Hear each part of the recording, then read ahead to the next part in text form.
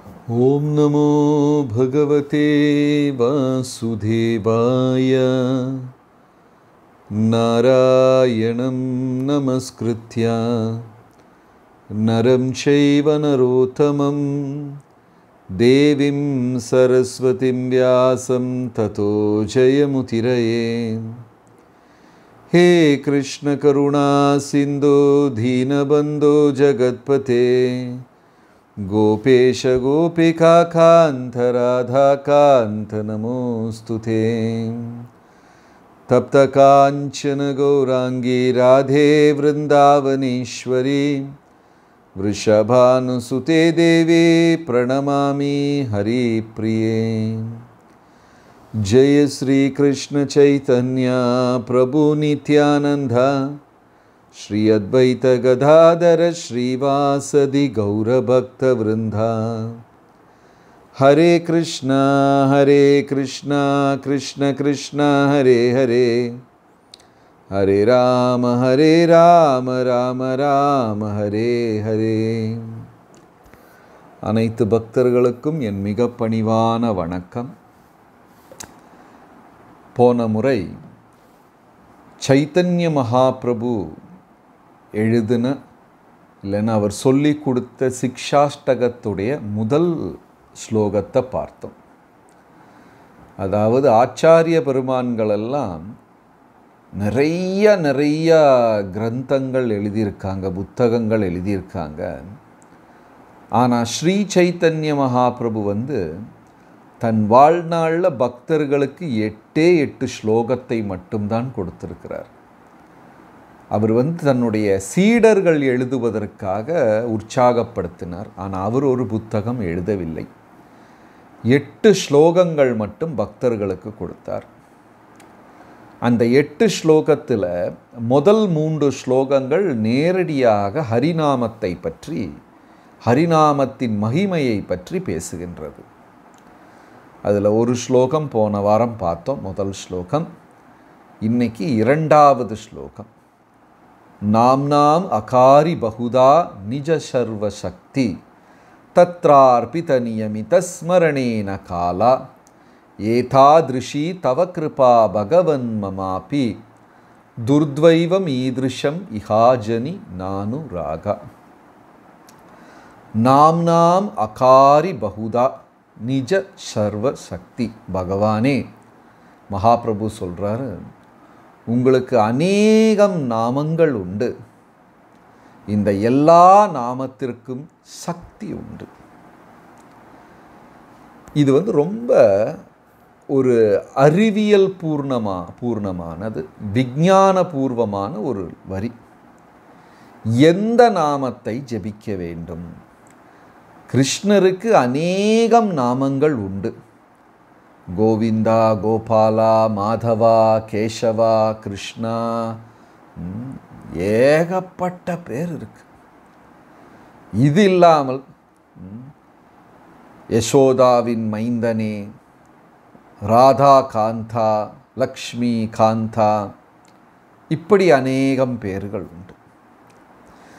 இப்போ பகவானுடைய நாமத்தில் முதன்மையான நாமம் 2ஆம் நிலை நாமம் அப்படின்னு இருக்கு. முதன்மை நாமம் எப்படின்னா பகவானை நேரடியாக குறிப்பிடுவது. 2வது நிலை அவருடைய வீரம், செயல்கள், சக்தி, அதை குறிப்பிடுவது. இப்போ எனக்கு இங்கே கேமராவில் நிறைய பேரை பார்க்கலாம். இங்கே பாருங்கள், எனக்கு முதல்ல யார் இருக்கிறார்? திரு சைலப்பன் இருக்கிறார். அவரை கேமராவில் பார்க்கலாம். ஐயா வணக்கம். இப்போ சைலப்பன் அப்படின்னா அது அவருடைய முதன்மையான நாமம். அவர் நல்லவர், ரொம்ப பொறுமைசாலி, நிதானமாக பேசுவார், அவர் எல்லார்கிட்டையும் அன்பாக பழகுவார். இதெல்லாம் 2வது அவருடைய குணங்களை குறிப்பிடுவது. பொறுமைசாலி, சாந்தமானவர், இதெல்லாம் அவருடைய 2வது நிலை குணங்களை குறிப்பிடுவது. அப்போ பகவானுடைய நாமத்தை ஜபம் செய்யும் பொழுது முதன்மையான நாமங்களுக்கு சக்தி அதிகம். இப்போ நம்ம பக்தர்களில் நிறைய பேர் விஷ்ணு சகஸ்ரநாமத்தை ஜபம் செய்கிறார்கள். அதுவும் பகவானுடைய நாமந்தான், ரொம்ப நல்ல விஷயம், அதில் எந்த சந்தேகமும் கிடையாது. ஆனால் அது இரண்டாம் நிலை நாமங்கள். ஏன்? அதில் பகவானுடைய குணங்களை குறிப்பிடுகிறது. சாந்தாகாரம் அப்படி ஆரம்பித்து அதில் அவருடைய நாமங்கள் அஜயா விஜயா இதை அவருடைய குணங்களை குறிப்பிடுகிறது. அப்போது முதன்மை நாமங்களுக்கு சக்தி அதிகம். முதன்மை நாமங்கள் ஏது? ஷியாமசுந்தரா, மாதவா, கோவிந்தா, கோபாலா, இதெல்லாம் முதன்மையான நாமங்கள். அதுலேயும் சைத்தன்ய மகாபிரபு என்ன சொன்னார்னா, கலிகாலத்தில் இந்த தர்மம் ஹரே கிருஷ்ண கிருஷ்ண கிருஷ்ண ஹரே ஹரே, ஹரே ராம ராம ராம ஹரே ஹரே, அதை குறிப்பிட்டு சொல்லியிருக்கிறார். சைத்தன்ய மகாபிரபுடைய அவதாரத்திற்கு முன்னாடி பக்தர்கள் இப்போ ராமநாமத்தை ராம ராம ராம ராம ராம ராம அப்படி சொன்னவங்கெல்லாம் உண்டு. கிருஷ்ண கிருஷ்ண கிருஷ்ண கிருஷ்ணா அப்படி ஜபம் செய்தவர்கள் உண்டு. கோவிந்த கோபால கோவிந்த. இப்போ தமிழ்நாட்டில் பார்த்திங்கன்னா சிவராத்திரி அன்னைக்கு இந்த நாகர்கோயில் கன்னியாகுமரி மாவட்டத்தில் சிவாலய ஓட்டம் என்று ஒன்று உண்டு. இந்த 10-11 சிவபெருமான் கோயிலுக்கு போவாங்க. போகும்போது அவங்க பூரா வழியில் கோவிந்தா கோபாலா கோவிந்தா கோபாலா கோவிந்தா கோபாலா என்று நாமத்தை சொல்லிக்கொண்டே போவார்கள். அதே மாதிரி இங்கே போய் பார்த்தோம்னா, திருப்பதியில் போனோம்னா கோவிந்தா கோவிந்தா கோவிந்தா என்று பகவான், இதெல்லாம் முதன்மையான நாமங்கள். அதுலேயும் ஹரே கிருஷ்ண மகாமந்திரம் ரொம்ப சிறப்பானது. விஷ்ணு சகஸ்ரநாமத்தில் இருக்கக்கூடியது இரண்டாம் நிலை நாமங்கள். அப்போ அது அடுத்தபடி. இப்படி பகவானுடைய எல்லா நாமங்கள் இருந்தாலும் 2 நிலைகள் உண்டு. அதன் முதன்மை நிலைக்கு முக்கியத்துவம் அதிகம். அதிலையும் ஹரே கிருஷ்ண மகாமந்திரத்திற்கு முக்கியத்துவம் மிக மிக அதிகம். நாம் அகாரி பகுதா நிஜ சர்வ சக்தி. 2வது தத்ரார்ப்பித நியமித ஸ்மரணேன காலா. இதை ஜபம் செய்வதற்கு ஒரு சட்டதிட்டமோ காலமோ நேரமோ எதுவுமே கிடையாது. இப்போ சிலவங்க கேட்கலாம், நான் குளிக்கல காலையில், எனக்கு உடல்நிலை சரியில்லை, நான் படுக்கையிலே இருந்து ஜபம் பண்ணலாமா, குளிக்காமல் ஜபம் பண்ணலாமா, பல்லு விளக்காமல் ஜபம் பண்ணலாமா, தூய ஆடை எடுக்காமல் ஜபம் பண்ணலாமா, பெண்கள் மாத விலக்கில் ஜபம் பண்ணலாமா, எங்கள் உறவினர் இறந்து போய்விட்டார் ஜபம் பண்ணலாமா, என்ன வேணா எப்போ வேணா பண்ணலாம். ஏன்னா ந நியமஹா, இதற்கு எந்த சட்டதிட்டமும் கிடையாது.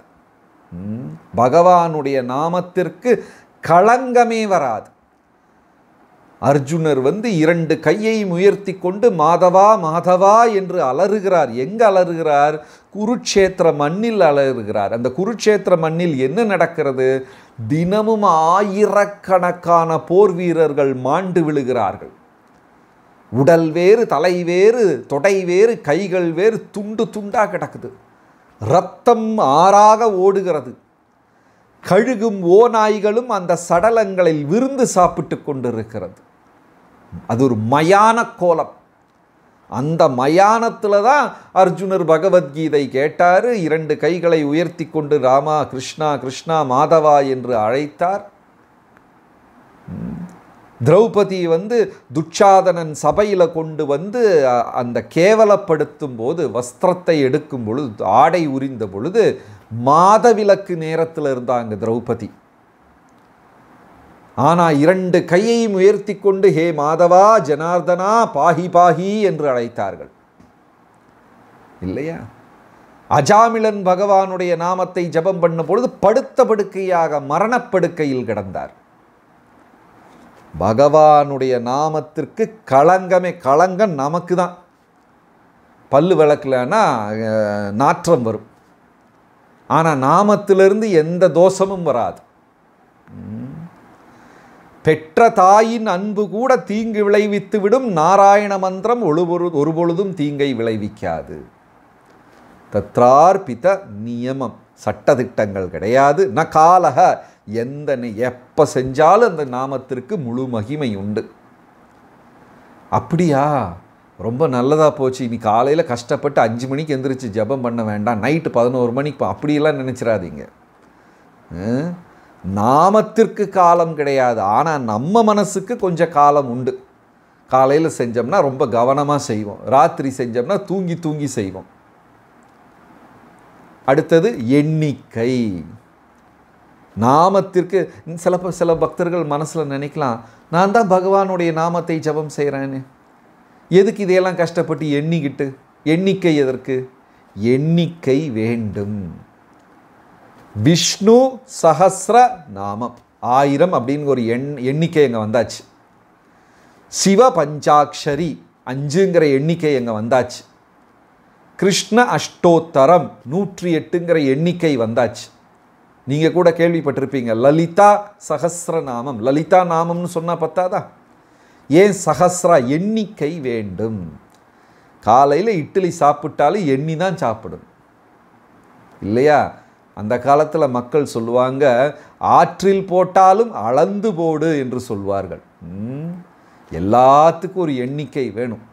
மருத்துவர் கொஞ்சம் காய்ச்சல்னு போன உடனே மருந்து எடுத்து கொடுக்குறாரு. ஐயா, இது எப்போ சாப்பிட்ணும்? எப்பெல்லாம் தோணுதோ நீ சாப்பிட்டுக்கோ, பசிக்கும் போதெல்லாம் சாப்பிட்டுக்கோ. அப்படி மருந்தை கொடுத்தா வியாதி போகுமா? போகாது. மருத்துவர் என்ன சொல்வார்? காலையில் 1, உணவுக்கு முன்னாடி, அப்புறம் மதியம் 1, இரவு உணவு சாப்பிட்டதற்கு அப்புறம் 1, இது அப்படி இப்படி எண்ணிக்கை. அதில் ஒரு சட்டதிட்டங்கள் இருக்கு. தத்ரார்பித நியமித ஸ்மரணேன காலா. சட்டதிட்டம் கிடையாது, காலம் கிடையாது, ஆனால் எண்ணிக்கை உண்டு. அதாவது இந்த ஆச்சாரியர்கள் கோஸ்வாமிகள் என்ன செஞ்சாங்கன்னா, ஜபம் பண்ணுறதெல்லாம் எண்ணி எண்ணி செய்தார்களாம். சாங்கியா பூர்வக நாமகான நட்டபி. சாங்கியா அப்படின்னா எண்ணிக்கை. நாமம், எவ்வளவு நாமம் நான் ஜெபிச்சேன் அதை எண்ணிக்கை வைத்திருந்தார்கள். கானம், எவ்வளவு கீர்த்தனைகள் நாம் பாடினேன் அதை எண்ணி வைத்திருந்தார்கள். நட்டபகி, எவ்வளவு டான்ஸ் ஆடினேன் அதை கூட எண்ணி வச்சுருந்தாங்களாம். அப்போ பகவானுக்கு எண்ணி எண்ணி சேவை செய். அது கணக்குக்காக இல்லை, அது ஒரு ஒழுங்கு. ஒரு குழந்தை பள்ளிக்கூடம் போகுது, அது பச்சை கலர் ஆடை போட்டாலும் நீல கலர் ஆடை போட்டாலும் வெள்ளை கலர் ஆடை போட்டாலும் படிக்கும். இருந்தாலும் பள்ளிக்கூடம் என்ன சொல்லுது? நீ நீல கலர் போட்டுட்டு வா, ஊதா கலரில் போட்டு வா. அப்போ அது ஒரு ஒழுங்குமுறை. மனதிற்கு ஒழுங்குமுறை ரொம்ப முக்கியம். இல்லைன்னா இது குரங்கு, எங்கேயாவது தாவி போய்விடும், ஒரு இடத்துல நிற்கவே செய்யாது. அப்புறம் 3வது வரிசை என்ன? ஏதாதிருஷி தவ கிருபா பகவன் மமாபி. கிருஷ்ணா, உங்கள் அனைத்து சக்திகளையும் நீங்கள் கருணையுடன் இந்த நாமத்தில் கொடுத்துருக்கீங்க. ஆனால் என் இதயம் கல்லு போன்றது, எனக்கு ருசிக்க தெரியவில்லையே. காய்ச்சல் வந்தால் நாக்கு செத்து போயிடும், ருசி இருக்காது. எவ்வளவுதான் சமையல் அறுசுவை உணவு கிடைச்சா கூட நாக்குக்கு இருக்காது. அது உணவின் குற்றம் அல்ல, என் குற்றம். கருணையுடன் பகவானே அனைத்து சக்திகளையும் இந்த மந்திரத்தில் கொடுத்துருக்கிறீங்க, ஆனால் என் நாக்கு செத்து போச்சு, எனக்கு ருசி இல்லை. என் மனசு பூரா அடுத்தவன் என்ன தப்பு பண்ணுறான், யாரை குற்றம் சொல்லுவது, குறை கண்டுபிடிப்பது, யாரை கிண்டல் செய்வது, இதிலேயே இருக்கு. கோபப்படுவது, ஆசைப்படுவது. அதனால் உங்கள் நாமத்தை என்னால் ருசிக்க முடியல. என்னை தூய்மைப்படுத்துங்கள்.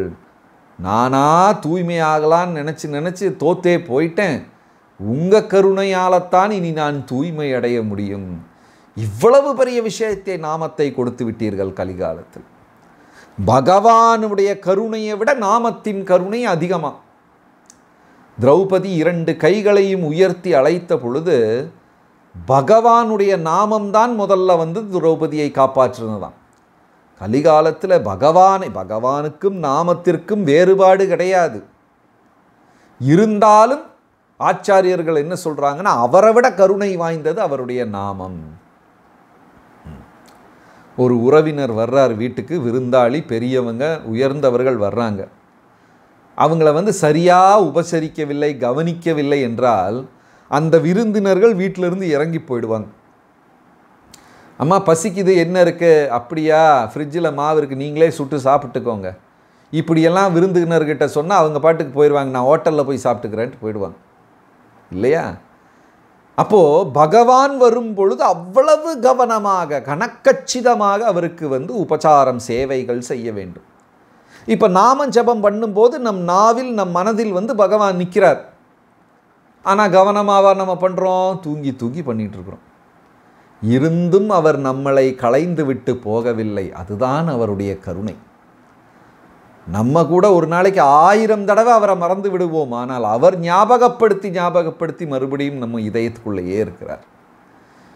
கருணையுடன் நீங்கள் உங்கள் நாமத்தில் குடியிருக்கிறீர்கள், ஆனால் நான் சீக்காளி வியாதி வந்தவன், எனக்கு அந்த ருசி தெரியவில்லையே அப்படின்னு மகாபிரபுவே சொல்கிறார் 2வது ஸ்லோகத்தில். இது என்ன அர்த்தம்னா, உங்களுக்கு ஆயிரக்கணக்கான நாமங்கள் உண்டு, அந்த நாமங்களுக்கு அந்த சக்திகள் உண்டு. இந்த நாமத்தை ஜபம் செய்ய சட்டதிட்டங்கள் எதுவும் கிடையாது, கால வரையறை கிடையாது. கருணையுடன் நீங்கள் உங்கள் நாமத்தில் குடியிருக்கிறீர்கள், ஆனால் நான் வியாதி வந்த மனிதன், எனக்கு அதை சுவைக்க முடியவில்லையே என்று அழுது பிரார்த்தனை செய்கிறார் சைத்தன்ய மகாபிரபு. ஹரே கிருஷ்ணா.